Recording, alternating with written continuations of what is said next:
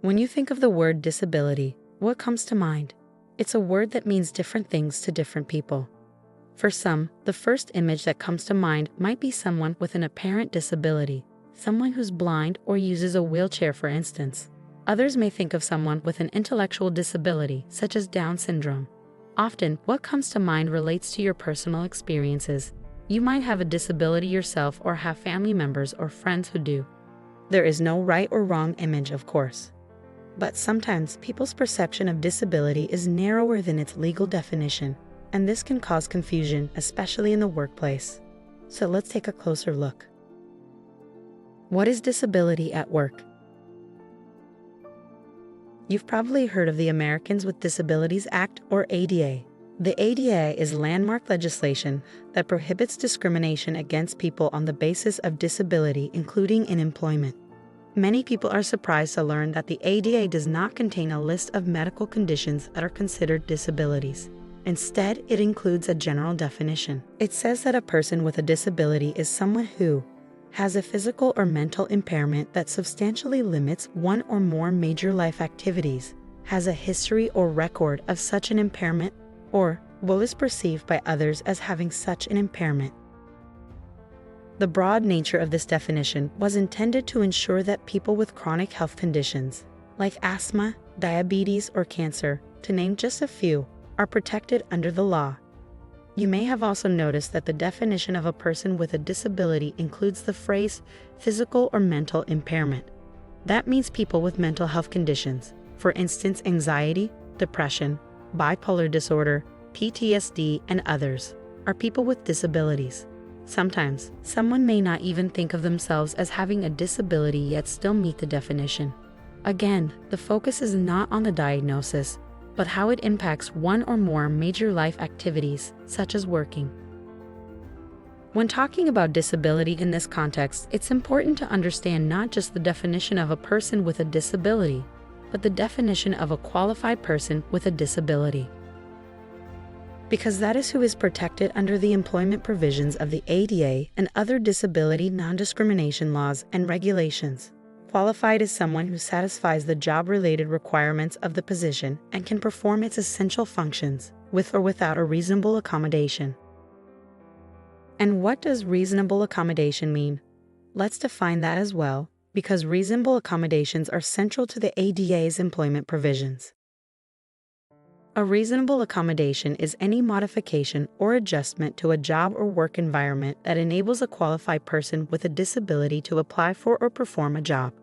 The term also encompasses alterations to ensure a qualified person with a disability has rights and privileges in employment equal to those of employees without disabilities. Employers covered by the ADA, and that is all employers with 15 or more employees, are required to provide reasonable accommodations for qualified people with disabilities when requested, unless doing so would impose an undue hardship. Like all people, people with disabilities need the right tools and work environment to perform their best, and that's what accommodations are really all about, maximizing productivity. And research shows that almost half of workplace accommodations are low cost or no cost. Now, legal definitions aside, people with disabilities are just that, people. And the norms for interacting with a person with a disability are the same as those for interacting with any person. They're rooted in respect. Of course, no two people with disabilities are the same. So when in doubt, do not hesitate to ask someone their preferences or needs. Also, before providing help to someone with a disability, for instance, someone with a physical or sensory disability, always ask first. Do not assume someone wants help, or that you know the best way to provide it if they do. Again, the key is to just ask. That said, it is important to not ask questions about a person's disability unless they bring it up. This is especially important when it comes to job interviews. The ADA and other disability non-discrimination laws generally prohibit disability-related or medical questions, except in specific circumstances. In summary, good disability etiquette means using common sense and acting the same way you would with any person, disabled or not. Again, it's about respect, and in the workplace, that means focusing on someone's skills and talents, not their disability. It also means understanding that not all disabilities are apparent. In reality, Most people experience disability at some point in their lives. Some grow up with disabilities, while others acquire them as adults due to injury or illness. Their disabilities may be temporary or permanent. As a result, some businesses may not even realize that they have people with disabilities on staff. That's okay. With disability-inclusive workplace policies and practices, they can ensure all employees are set up for success. They can also widen their potential talent pool. Today, businesses need people who can adjust to different situations and circumstances.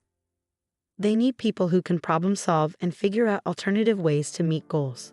They need people who can think differently. This is something many people with disabilities do every day. That's why some employers take proactive steps to recruit and hire disabled individuals. But disability inclusion is also about making sure employees with disabilities can succeed once on the job and advance in the organization for years to come. And it's about ensuring employees who experience injury or illness feel supported, whether they keep working or take time off to recover. Effective accommodations, discussed earlier, are key to success here, so is making sure all employees have equal opportunity to participate in professional development opportunities. It's important to keep the lines of communication open to make sure both the employees and the organization's needs are being met. And remember, in reality, many of the practices that support employees with disabilities actually benefit all employees. Ready to adopt and implement such practices for your business? There are many resources that can help. We've talked a lot about accommodations. The Job Accommodation Network, or JAN, is the leading source for expert and confidential guidance on job accommodations, and its services are free. Learn more at askjan.org. We also talked about recruitment and hiring and retention and advancement.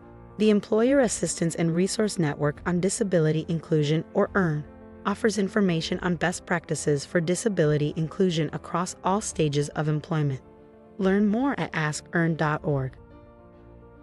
Someone with a disability may apply for a job at any time or already work for your business. That's why it's so important that your workplace policies and practices are disability inclusive.